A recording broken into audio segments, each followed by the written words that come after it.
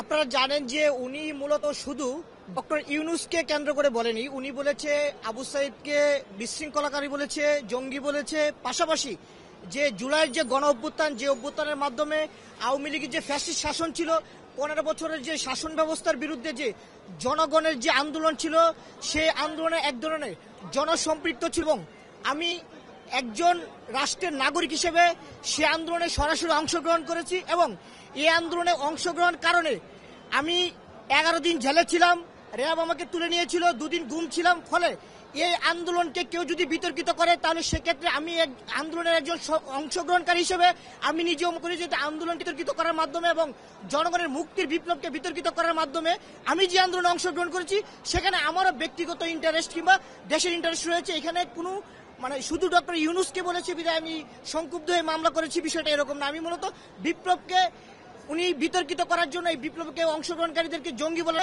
আমি এই সক্রিয় অংশগ্রহণকারী হিসেবে আমি সংক্ষুব্ধ হয়ে মামলাটি করেছিলাম। আসলে আপনারা জানেন যে আমরা আইনের প্রতি সবসময় শ্রদ্ধাশীল, যেহেতু আদালত জামিন দিয়েছে। 65% পর্যন্ত বিদ্যুৎ বিল সাশ্রয় করে আপনাকে রাখে প্রশান্তিতে। ওয়ালটন ফ্যান হাওয়া বদলে দেয়। জামিন দেওয়া মানেই কিন্তু মামলা থেকে খালাস হওয়া নয়, পরবর্তী আইনগত প্রসেস আছে।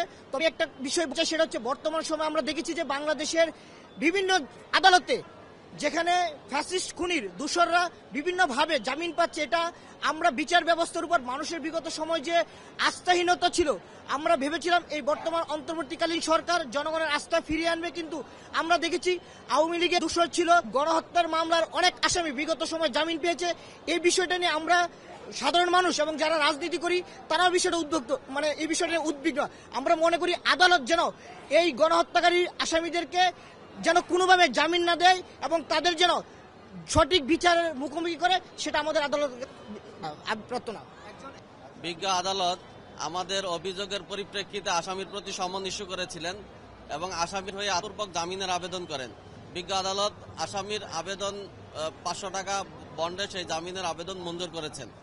আমরা জামিনের বিরোধিতা করেছিলাম। আমরা বলেছিলাম যে এই আসামি সরকারের একজন সর্বোচ্চ পর্যায়ের কর্মকর্তা হওয়া সত্ত্বেও তিনি সরকার সম্পর্কে যে ধরনের বক্তব্য দিয়েছেন, তাই এক প্রথম শহীদ যিনি শহীদ আবু সাইদ সম্পর্কে যে ধরনের অবমাননাকর বক্তব্য দিয়েছেন, এর মাধ্যমে তিনি রাষ্ট্রে এক ধরনের উস্কানি দিয়েছেন এবং তিনি বিশৃঙ্খলা সৃষ্টির চেষ্টা করেছেন।